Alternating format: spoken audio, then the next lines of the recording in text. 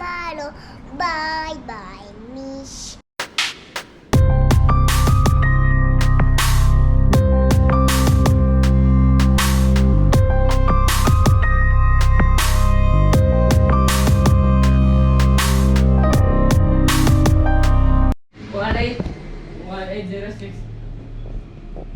गंगा के पिता का नाम क्या था? पिता का मुझे नाम माचुबी की नहीं साना कनो थमो यार रे माचुबी सावरानी माचुबी सावरानी है तुबी दुतिया का नहीं है तुबी तो नुकु तो याद रे थमो रिजनी हिंदी का ना तखाई को सनपागी good morning guys welcome back to my channel मैं मुंगाई बे ने खल मशीन माजी नु मी खरनी ब्लॉक ले पूरे को गंगा के पिता का नाम? अदगे ई क्वांग जो याम फरे मदो होहा गदी तौद्री को अदगे ई साना बुजे हुजि कन लेपी नमी खरनी ग लेपिन निमित हमनी मरी नि मकर ले खिचर मदाना खल्ली को अदना क्वांग गिदी याम फरे हाय सुन ज्ञान तारा पदो सुन मेकअप तौले में लिपस्टिक का था दना योने यारे थोइबी यहीं तो इंगला यार पासो सौर आ गया चलो मता चलो मैं सिमाई लाग मेकअप तो बोल मिली ना अन्य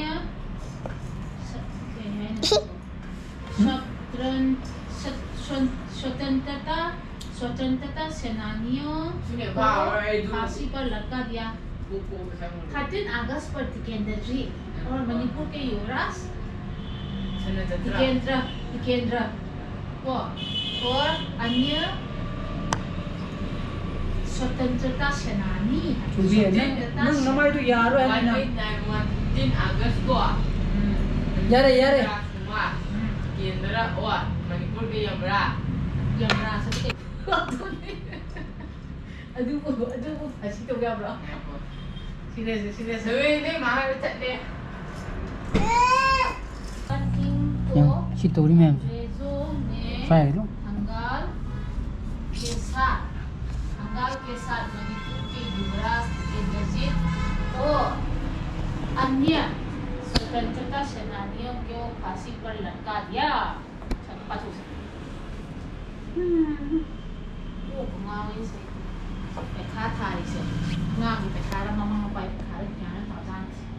हिंदी का मणिपुरी का नंग हाइदी हिंदी न लोरे के थ्रो ट्यूसडे थ्रो मागी से अमुक लाएगा समाज ता थोड़ा को वाओ पोस्ट है थुबी की ताई देंगे थुबी की ताई की मरी जो रो कोई थुबी के ताजे कोई थुबी की ताई की मरी sang lama ketengah singam selesai mama su kuari saya yang kan nakshala kono mi khangni isi yun he isi hai untuk selo hai ai masa kerja bro am tayo hai ai masak pasal brai ro Hai, ai mình để ra mấy anh được anh. kau ai pipi kista tamme Ai bị kicet temme. ai si masa kerja bro Ai masih kerja bro. ai si nusi bro dah jelo मुझे पता है la se nangi pipi kiski isi to soto la kali isi bahasa ke ba Ready, 1, 2, 3, start. salah Iskun oba, gohim ham. See you again tomorrow.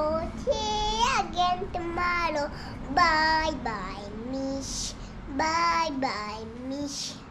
good adi keno do manipuri gido sasi manu ke do ba kali se ba anu macha tara 1 2 3 Nganu mata iloi ichingda nungai tanali mamai na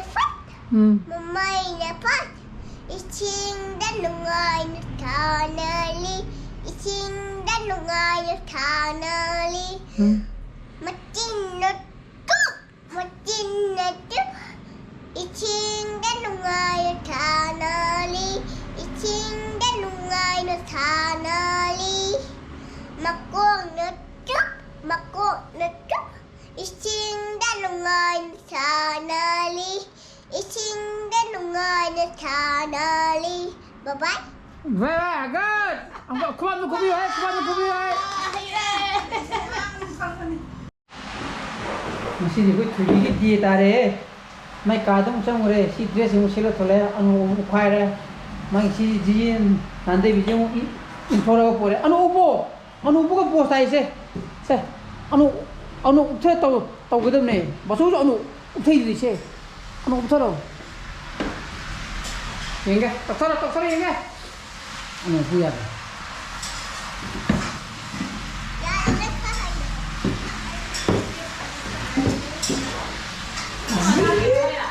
Không đi, mình ra ra.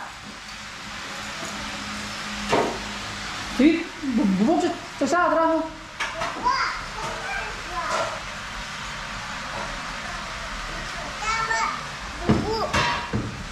Bố ngày gì hết rồi bạn? Ok. Sao bây giờ thì hè bố có? Dạ đấy. Mình nó sắp thôi cái vui đi.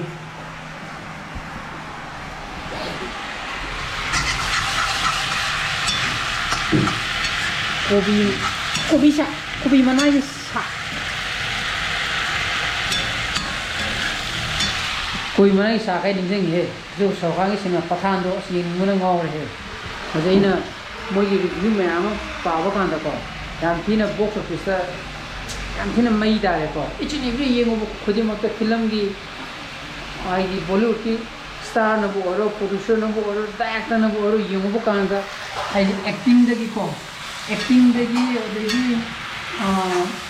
magi cinema magi visual effects action की scenes में आम अरे acting हम तो याद देना याम फजना high दी critics तो high दी और याम फजना हाई दी comment तो उरी बुको हाई दी फजे ने cinema जे अरे मागी box office collection ने फजने फजगरे ये है मधु cinema दो मैं आई की WWE की का World Heavyweight Champion की WWE की belt अंत के ना सानरूप की निको सिम तो फजन के कुआंग था फजरा मनी ने नमिदांग योग संग्रह पुंगtere ता संग्रह अदन कुआंग मुदी पनाम फरे दा को और दाइना सुन फा भाई ता खर फाई हिया ना कुआंग तो चत्तिंगन के ना अदन जो पुंगtere ता संग्रह sana pazu lai paba loigra ma hindi hayeng bidi ma off suti ni adure gojo ma loshangre paba hayeng mu revision sa ke ha ni sanu ba che to biji ni hayeng revision sa tora ha ungli pa paba di lumuk loire ha ya mana da patra dunna sa aduna chanu pa lai paba loigre का mama ना तखाए गए तो देखिए हजी class 12 की exam जो लागतो रे तारीख कुन का हम देखिए नि फेब्रुअरी की ओनली वन मंथ फादरे देखिए मु क्लास 10 की ना के नोता मार्च तक को मार्च तक इन ना इब टाइम टेबल दुगी मतुंग इन की को मार्च तने बा अदना मदुगी मतांग दसु इन खरा छात्र जिंग दसु खरा इन हाइनिंग बखरा दिदुन लै अदोइ नो फजना हि ब्लॉग सेमके को सुम आइगी खंगजबा आइगी एक्सपीरियंस हाइगद्रा सुम तोहनिंग बा को छात्रना कमाइतोना पैखादा कमाइतोना इरकनी हाइबेगी मवों मदुइने सुम हाइनिंग बखरा लैये मदु ए मैने तुम शेयर तौरके अदुने ngasi ब्लॉग जे मताइन इंट्रोडक्शन जरगे आइगी ब्लॉग से पाम थोगदी लाइक तोबिरमो शेयर तोबियो अनु व्यूअर्स ओबिगन सब्सक्राइब तोबिरमो को नुसा फसले बियो. So please be safe and be healthy. Bye bye. Good night.